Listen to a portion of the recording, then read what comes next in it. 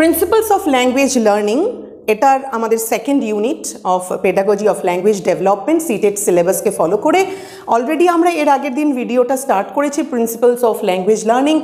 এটার second part, যেখানে আমরা প্রিন্সিপালস আগের দিন থিওরিজগুলোকে নিয়ে আলোচনা করেছিলাম। আজকে আমরা আলোচনা করব maxims used while teaching English language. Maxims বলতে কি বোঝানো হয়?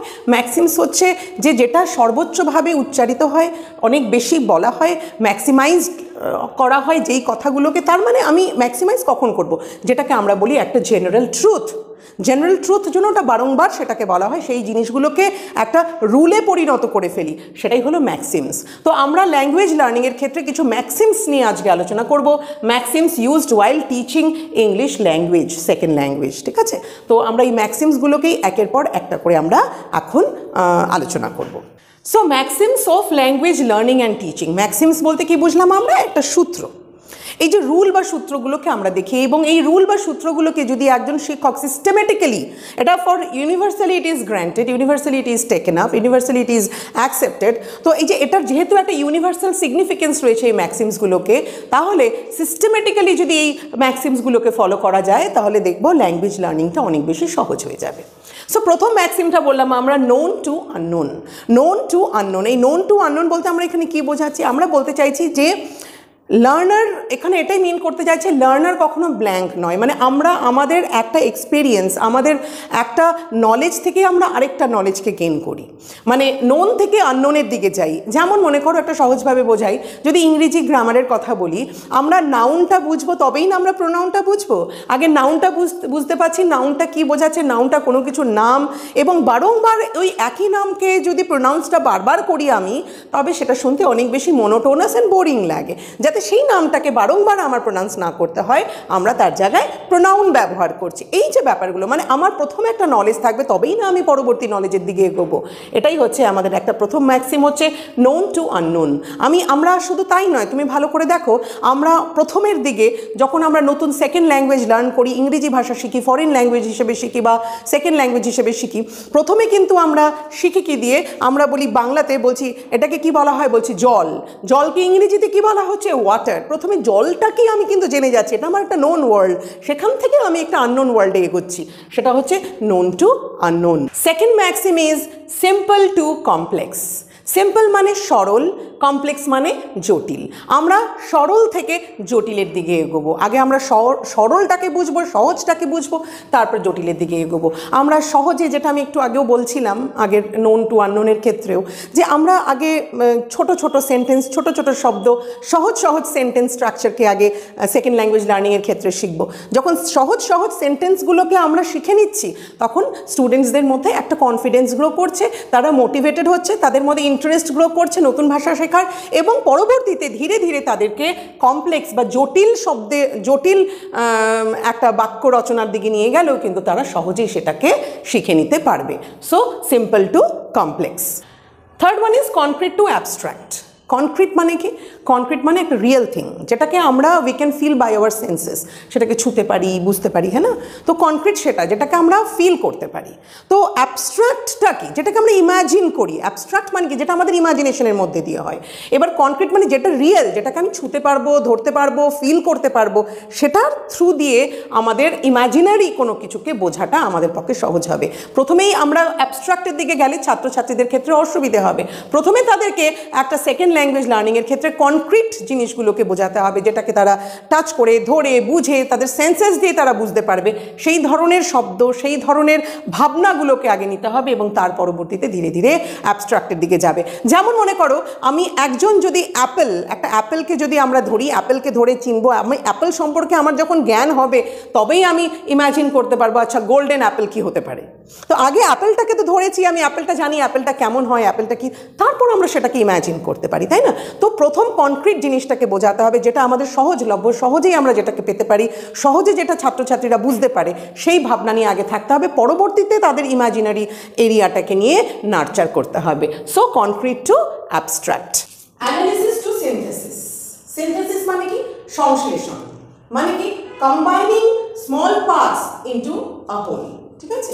তো এখানে যেমন মনে করো, আমরা একটা সেন্টেন্স যখন শিখি, একটা নতুন ভাষা শিখতে গিয়ে আমরা পার্টস অফ স্পিচ শিখি। একটা ভাষা, একটা পূর্ণ একটা বাক্যের মধ্যে যে বাক্যের যে ছোট ছোট পার্টগুলো আছে, সেই পার্টগুলোর কি কি নাম, পার্টগুলোর ব্যবহার কিভাবে হয়। আমরা দেখতে পাচ্ছি নাউনটা সাবজেক্ট হিসেবে ব্যবহার হয়, তার পজিশন আগে থাকে, তার পরবর্তীতে ভার্বের জায়গা হয়। এই যে একটা অর্ডার, ছোট ছোট ছোট ছোট পার্টগুলোকে আমরা শিখছি এবং তারপর আমরা শিখে নিলাম আচ্ছা তাহলে সেন্টেন্স গঠন কিভাবে হবে। আগে থাকবে সাবজেক্ট, তারপর থাকছে ভার্ব, তারপরে থাকছে অবজেক্ট। একটা অর্ডারটাকে আমরা জেনে যাচ্ছি। আগে আমরা পার্ট পার্ট করে জানছি, তার পরবর্তীতে আমরা সেটাকে টোটালি একটা কানেক্টেড হোল হিসেবে আমরা ওটাকে নিচ্ছি, একটা টোটাল সেন্টেন্স গঠন করাটা আমরা শিখে নিচ্ছি। তো analysis to synthesis. Induction to deduction. ইন্ডাকশনে কি হয়? ইন্ডাকশনের মানে হচ্ছে, ইন্ডাকশন কাকে বলছি? আমরা যখন ছোট ছোট অনেকগুলো উদাহরণ দিচ্ছি, অনেকগুলো এক্সাম্পলস দিচ্ছি, তারপর আমরা জেনারেল রুল তৈরি করছি। আমি বলছি এটাকে ধরতে পারছো? হ্যাঁ ধরতে পারছি। এটা কি? এটা একটা ডাস্টার। এটাকে ধরতে পারছো? হ্যাঁ ধরতে পারছি। এটা কি? এটা একটা হোম। এটাকে ধরতে পারছো? হ্যাঁ ধরতে পারছি। এটা কি? এটা একটা মাউস। আমি অনেকগুলো এক্সাম্পলস দিলাম। এই সবগুলো এক্সাম্পলের মধ্যে একটা জিনিস কমন কি? একটা জিনিস কমন হচ্ছে সবগুলোই সলিড। তাহলে সলিড কাকে বলি? যেটাকে আমরা ছুঁতে পারি, ধরতে পারি এবং তার নিজস্ব একটা আকার বা আকৃতি রয়েছে। আমরা কি করলাম? এখানে কিছু এক্সাম্পলস দিলাম এবং এক্সাম্পলটা দেওয়ার পর কিন্তু আমরা সেখান থেকে রুলটাকে জেনারেলাইজ করলাম, সেটা হলো ইন্ডাকশন। ডিডাকশনের ক্ষেত্রে ঠিক উল্টোটা হয়। আগে আমরা রুলটাকে শেখাই এবং তার পরবর্তীতে ধীরে ধীরে করে আমরা কি করি? আমরা এক্সাম্পলসগুলো দিই। যেমন মনে করো আমরা এইখানে একটা সেকেন্ড ল্যাঙ্গুয়েজ লার্নিং বা ল্যাঙ্গুয়েজ লার্নিং এর ক্ষেত্রে কিন্তু ইন্ডাকশনটা ভীষণ ইম্পর্টেন্ট। একটা কথা বলি আমরা যে examples always speak louder than explanation.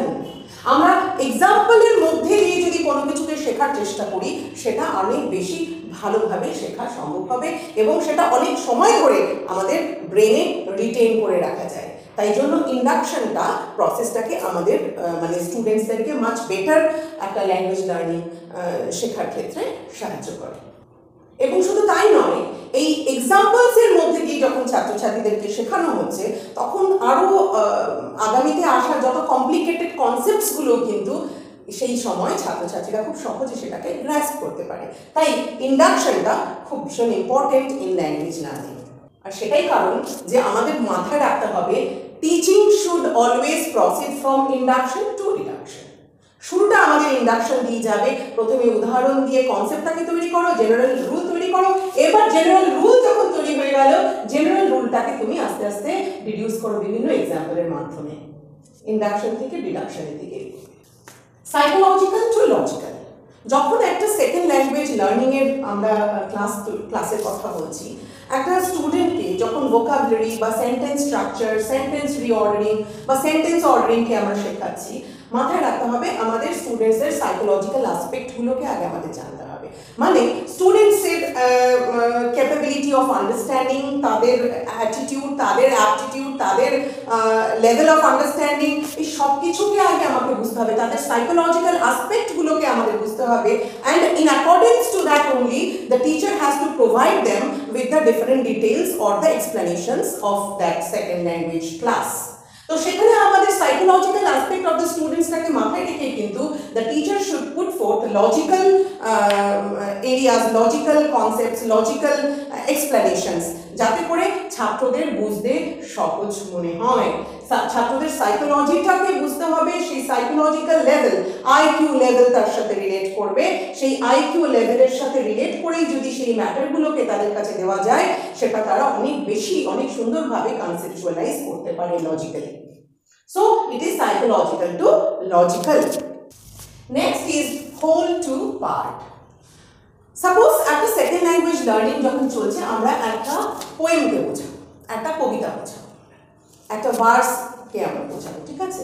সেই ক্ষেত্রে কি করতে হবে? প্রথমে কবিতাটাকে পুরোটা পড়ে নিতে হবে একবার, হোলটাকে। তারপর আমরা অ্যানালিসিসগুলো কি করি? প্যারাফ্রেজ হিসেবে করি বা সামারি, মানে অ্যানালিসিসটা করি। আমরা তখন এক একটা স্ট্যান্ডাকে ধরে ধরে, এক একটা লাইনকে ধরে ধরে, এক একটা শব্দকে ধরে ধরে কিন্তু আমরা বুঝতে চেষ্টা করব।